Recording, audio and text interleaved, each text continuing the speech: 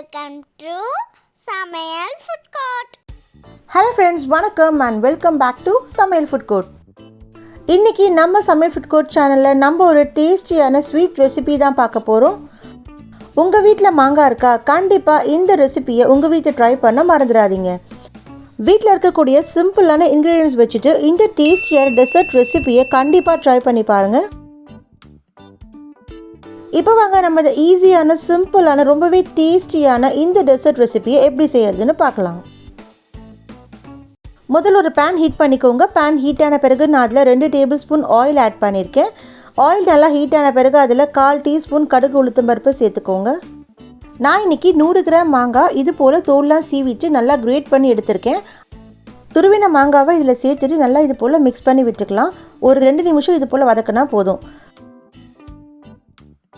அடுத்தது 1/4 டீஸ்பூன் மிளகாய் தூள் ஆட் பண்ணிக்கோங்க. இது நான் வீட்டில் அரைச்ச குழம்பு மிளகாய் தூள். ஒரு பிஞ்ச் மட்டும் மஞ்சள் தூள் ஆட் பண்ணிக்கோங்க. அடுத்தது இதுக்கு தேவையான கொஞ்சமாக கல்லுப்பு நான் சேர்த்துருக்கேன். இப்போ இந்த மாங்காய் வேகிறதுக்கு இதில் கொஞ்சமாக தண்ணி ஆட் பண்ணிக்கோங்க. தண்ணி நிறைய சேர்க்க வேண்டாம், தண்ணி கம்மியாக ஆட் பண்ணிக்கோங்க. இது போல் நல்லா மிக்ஸ் பண்ணி விட்டுக்கோங்க. 5 நிமிஷம் மீடியம் ஃப்ளேமில் இது போல் க்ளோஸ் பண்ணி வேக வச்சு எடுத்துக்கலாம். தண்ணியெல்லாம் ஃபுல்லாக ட்ரை ஆன பிறகு மாங்காய் நல்லா வெந்திருக்கும். அதனால் நான் இதில் 1 டேபிள் ஸ்பூன் நெய் ஆட் பண்ணியிருக்கேன். அடுத்தது நான் இன்றைக்கி 100 கிராம் மாங்காய் எடுத்ததுனால 150 கிராம் வெல்லம் சேர்த்துருக்கேன். உங்ககிட்ட வெல்லம் இல்லைன்னா நீங்கள் நாட்டு சக்கரை கூட ஆட் பண்ணலாம் ஃப்ரெண்ட்ஸ். ஆனால் நாட்டு சக்கரை இல்லை வெல்லம் மட்டும் ஆட் பண்ணுங்கள், சுகர் ஆட் பண்ணாதீங்க. இது போல் நீங்கள் வெல்லம் சேர்த்து செய்யும் போது இதோட டேஸ்ட் ரொம்ப சூப்பராக இருக்கும். இப்போ இந்த வெல்லம்லாம் மெல்ட் ஆகிற வரைக்கும் ஒரு 2 நிமிஷம் நல்லா வதக்கி விட்டுக்கலாம். அடுத்தது இதில் கொஞ்சமாக ஏலக்காய் பொடி ஆட் பண்ணியிருக்கேன். இப்போ பாருங்கள், நமக்கு வெல்லம்லாம் ஃபுல்லாக மெல்ட் ஆகிடுச்சு. நமக்கு ஹல்வா கன்சிஸ்டன்சியில் சூப்பராக வந்திருக்கும். இதில் அடுத்தது 1/2 டேபிள் ஸ்பூன் நெய் ஆட் பண்ணிக்கோங்க. நெய் உங்கள் விருப்பம் தான், நீங்கள் எவ்வளோ வேணால் ஆட் பண்ணிக்கலாம். நான் இதில் 2 டேபிள் ஸ்பூன் நெய் ஆட் பண்ணியிருக்கேன். ஸோ நெய் ஆட் பண்ணிவிட்டு நல்லா இது போல் மிக்ஸ் பண்ணி விட்டுக்கோங்க. ரொம்பவே சிம்பிளாக ரொம்பவே ஈஸியாக செய்யக்கூடிய இந்த மாங்காய் ஸ்வீட் பச்சடியை கண்டிப்பாக உங்கள் வீட்டில் ட்ரை பண்ணி பாருங்கள் ஃப்ரெண்ட்ஸ். ட்ரை பண்ணி பார்த்துட்டு எப்படி இருக்குன்னு மறக்காமல் எனக்கு கமெண்ட்டில் சொல்லுங்கள். இப்போ பாருங்கள், இதுதான் பர்ஃபெக்டான கன்சிஸ்டன்சி. இந்த வீடியோ உங்களுக்கு பிடிச்சிருந்தா மறக்காமல் இந்த வீடியோக்கு ஒரு லைக் கொடுத்துருங்க ஃப்ரெண்ட்ஸ்.